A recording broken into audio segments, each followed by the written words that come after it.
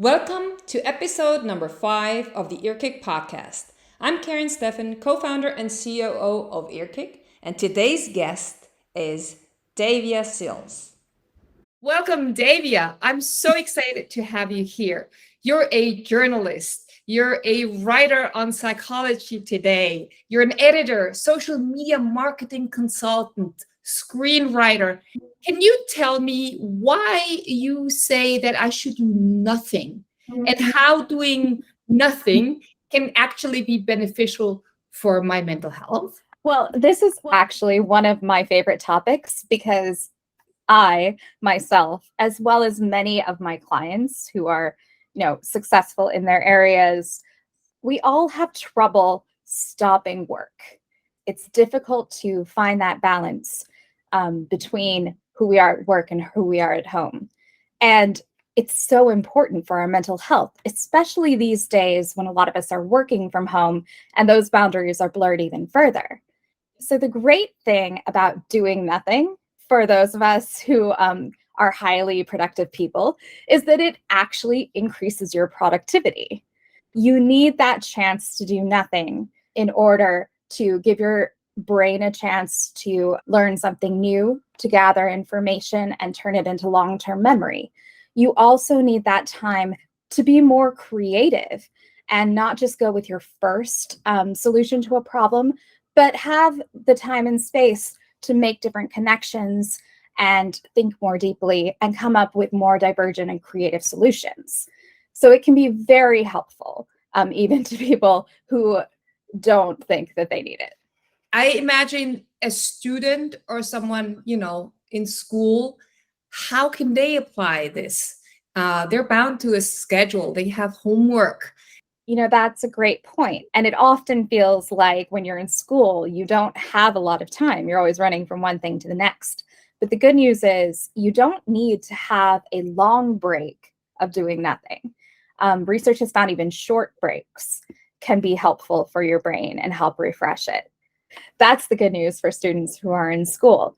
And it also, especially for young people, those breaks, it's a time in your life when you're still trying to figure out who you are, what you want to do. You're still really getting in touch with your identity, and taking those breaks and exploring things that are interesting to you, exploring curiosities, resting and relaxing.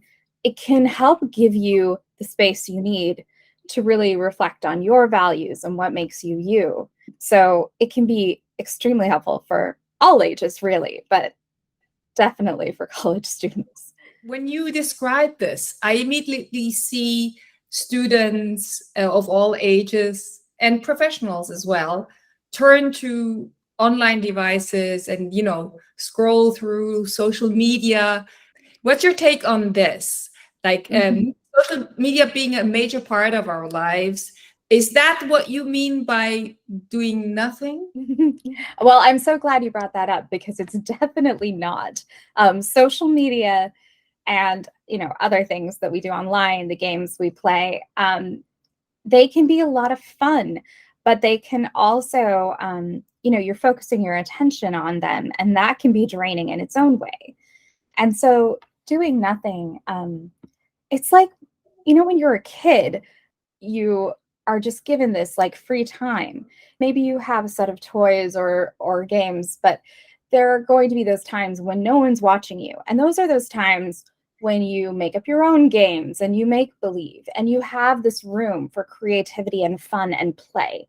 And it's really important that as adults, we give ourselves that time away from screens, time away from content, time away to just feel whatever we're feeling. And creative writing can be really helpful with that. Creative writing is one of the passion areas of mine, and I think it's very important for your mental health. But one of the things that I've done is just to take 10 minutes, whether it's in the morning or it's at the end of the day, and just write out whatever comes to mind. No judgment, no looking at it afterwards. Just get out whatever's on top of your mind. It doesn't have to be perfect. No one's going to read it. But there is a catharsis in doing this, and it is helpful. It's one way that you can really get in touch with yourself not like through a device, because devices are great. We learn so much from them. They're a source of entertainment. They're a source of service in our daily lives. Like so much of what we do during the day, we order food on on our devices. We get our morning news on our devices. We even can get like exercise videos and things on our devices. It has become such a major part of our life.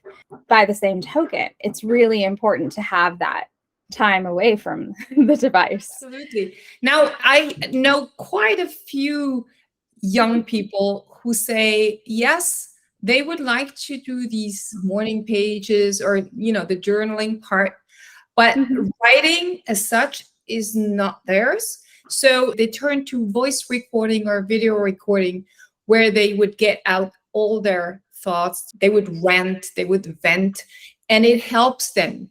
Would the benefit also apply to this kind of liberating yourself? Absolutely. And I love that you say that, because, we know ourselves best.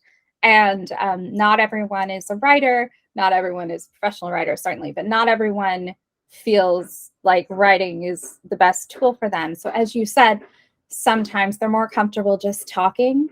Sometimes they're more comfortable doing something physical, like painting or sculpting or some sort of art. That's not my strength personally, but a lot of people can get into the same flow.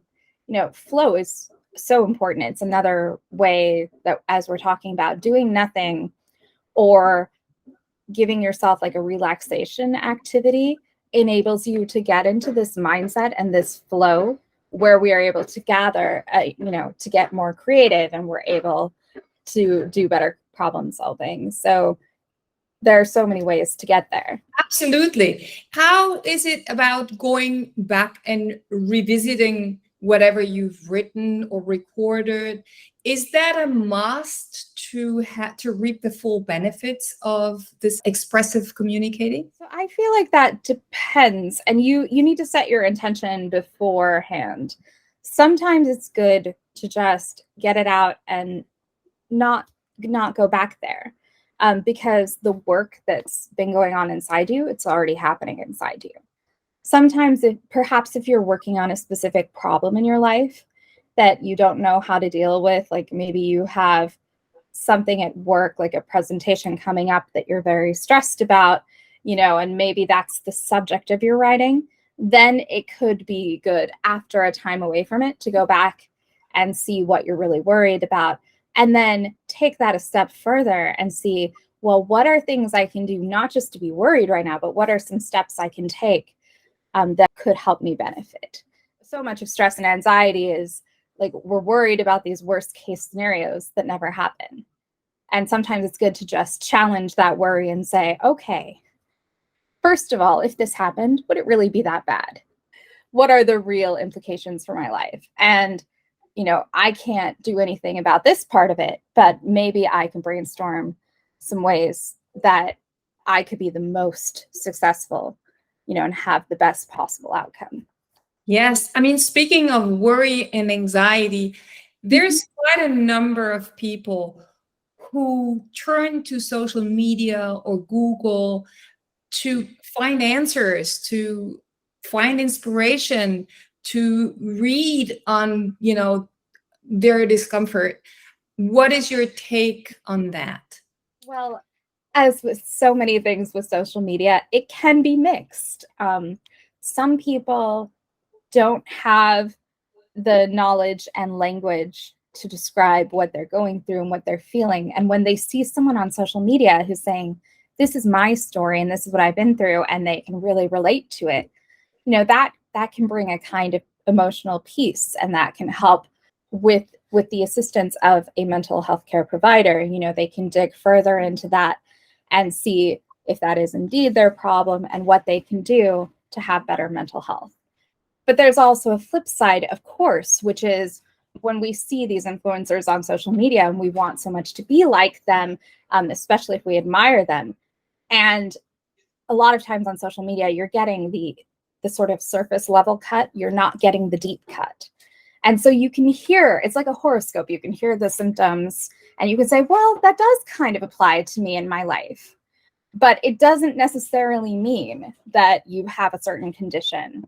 And I want to caution young people, especially, like, you're hearing things, and it's always good to check that out and follow up with a healthcare provider and be sure, especially if you have symptoms that are concerning to you. But just because you're, for instance, sad one day doesn't mean you have major depressive disorder. Just because you're really stressed out about your upcoming final doesn't mean you have generalized anxiety disorder. And part of mental health is, like, we all need to take care of our mental health and make these lifestyle habits and things that are good for us in our life. But, self-diagnosing can be, it can be hard for us and make it seem a lot more challenging to overcome our symptoms than it has to be. I would turn to, in my case, to tracking my symptoms, or tracking how many times I really feel sad, or how many times I actually have these symptoms that are sometimes displayed, to make sure that I, on one hand, don't pathologize what I feel, and on the other hand, catch early signs of real disorders. What's your take on that? Absolutely. I mean, I'm so glad that you have an app that can help with that, because a lot of the time when we're feeling bad in the moment, it's hard to tell how big a part of our life that actually is. Like, it's in our moment, in our present. It can feel overwhelming at the time. But if we have that longer term tracking, as you said, it's a lot easier to say, okay, well, this is an understandable brief period of my life where a friend betrayed me and I'm upset about it, or this temporary thing happened and it's really bothering me, but I'm generally okay. Or perhaps it is the early signs that there's a mental health condition that could be looked into further. So, yeah, a big part of this is also, educating yourself and getting the right information, and also the right inspiration, I imagine. I wonder what your best practices, your advice to people is, if they want to inform themselves online. What are the good sides of it, and what are the caveats? Right. Online and social media can be great places to connect with people from all over the world who have shared similar experiences to yours. And it can also be a great way to learn about things that you might not otherwise know, including different types of conditions and problems. So when someone is consuming online content, the first thing to remember is, we consume a lot of it, and all of it affects us, for both good and bad. And we're not always aware of how deeply it affects us, but it does. And so one of the things I would say is, how do you feel after you consume a piece of content? Do you leave it feeling like you've been helped, like you have a positive, upbeat experience? Does it feel like this is something that will be of benefit to you? Or do you leave it feeling like, oh my goodness, I have so many problems. My mental health is in this completely horrible state. I have to change my life immediately, because both experiences are ones that we've had online, and like, it's just better to be able to come away from something and feel like it's adding value to your life and like it's making your life better. And that goes for evaluating the content that you're looking for too. Like, this is very important, especially for young people online. You have to look at the source. Are you looking at content that's coming from a respectable institution of some kind, of a known brand, of a known organization? Are you looking at content from someone who has an expert background? Degrees are one way of looking at that. If someone has a PhD or an MD, you are more likely able to trust that when they're talking about their topic of interest, that the information they're giving you is accurate. Look at the source. And also look at the content itself. How much detail does it go into? Is it backed by research, especially research that has been peer reviewed? Are they able to provide really cite examples, especially from science, that you can look and say, okay, this is not just one person's opinion, but this is something that we know right now based on the information we have in the world of science. So I would say that those are all important things to consider when you're consuming content. I imagine that, tying back to our previous point of healthy self-expression, that you also have a way or an advice for people on how to express themselves in a healthy and positive way, not only on the journal or on the app, but maybe on social media, maybe sharing with others, maybe being the person who encourages others or makes others feel heard and seen. What are your tips there? I've worked with a couple of clients who have, stories that they really want to share, and that can be such a powerful tool. It's good for, the general public to be more aware of and educated about what you've gone through and your mental health experiences. It can also be really strong and good for you because you have the power to decide what and how much of your story you're sharing. And that's so important. One of the things that I tell people is not to rush into sharing because you have the control. You don't want to give that away. And so when you're sharing your story, really think about, you have to be emotionally ready and in a place where you are ready to share it, where it would be healthy and cathartic for you. You have to be aware that sometimes there will be backlash. That's just a natural function of the internet and social media. So you also have to be a little mentally prepared for that possibility, and be able to let it just sort of wash over you and go away. And then set your intention for sharing. Is this, I just want to share my experiences? Are you trying to reach a specific audience? Maybe it's really important for you because when you were a young adult, you were going through this mental health experience and no one told you, what to expect and what that was like, and that it could be, whatever your mental health condition is. And maybe it's very important to you that for young adults who are going through a similar experience and may have no tools and no way of knowing that that's what they're going through, then through your story, they can, figure out more of that and apply it to their own life and be able to take that either to themselves or to a mental health care provider and be able to say, I'd really like to look further into this. So even if you've been dealt difficult cards in terms of mental health or health, you can turn the tables on that and become the person who helps others. Now, when it comes to professionals, therapists, psychiatrists, doctors, who need a better presence online, who need a way to express themselves in a way that's beneficial to many, scale their knowledge to many. I know that you help these people too. Can you speak to the importance of being very well prepared when you hit online channels? It's so important. And especially when you're in a profession like a therapist where confidentiality and privacy are so important. And so you would never share a patient's story without their consent. You would never delve into that. And being prepared is good because when you're thinking about the examples that you said and the stories that you share, you have to be very careful not to reveal any confidential information. And talking in a natural way is so important too, because it's so easy to get clinical and be like, these are all the symptoms in the DSM, and it's not as helpful or relatable. You always want to come at it as if you are having, like we're having right now, like a one-on-one conversation with your audience. And especially on social media, that's very important because that makes it more likely that you're going to be yourself and that you're going to talk about your area of expertise in a relatable way.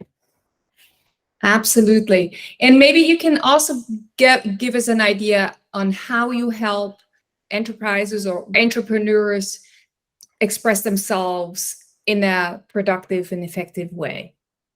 Sure. Well, one of the first things that I do is to figure out, what is your voice?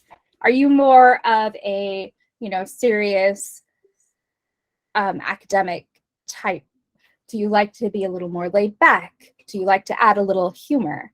And the very first thing is to get to know who you are and what your voice is. And that's regardless of what you're talking about on social media, but it's always a good first step. And then the other important thing, of course, is knowing, who are you talking to?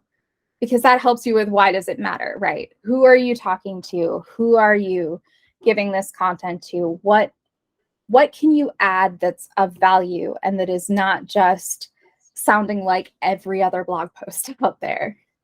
The great thing is, as we go through life, we all gather experiences and we all have interesting and helpful things that we can share with others. And the key is finding out what those are and then being able to talk about them in a relatable way online. Yeah, wow. And I imagine, coming back to your first point, that once you gave birth to your blog post, to your poem, to whatever expressive piece of content you make, what is a great way to step away from that and do nothing? Once you've created something and you want to step back and do nothing, I recommend a couple of things. So I like because I'm a creative writing person, I like my creative writing thing. You can also try a writing prompt if you want something a little more directed. So you can take time that way. Like, for instance, imagine you're in a coffee shop and the person that you either most or least want to talk to at that moment comes in. What happens next? Things like that can be great boosts for your creativity. Also, things that are simple, like going for a walk. Creative people throughout time have gone on long walks to help give their brains the time to both take in the natural beauty around them, to refocus on what's actually there outside, to get inspiration. So doing something simple like taking a walk can be very helpful, especially if you have somewhere that has some nature around. Sometimes you live in a city and that's not possible, but there are parks and things that you can walk by. You could think about something that you've always wanted to try and haven't tried. You could pick up an instrument, or you could just turn on your favorite song and dance to it for a couple of minutes.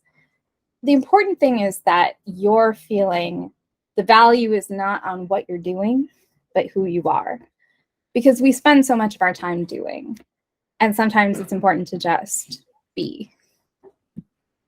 That's a great final statement. You spoke to gratitude and to the moments to take and be. You have given us so many great insights and tips that, I feel rich, and I hope the community will too. Is there a way to reach out to you if people would want to have your help? Oh, of course. Well, I run a company called Storymore Consulting.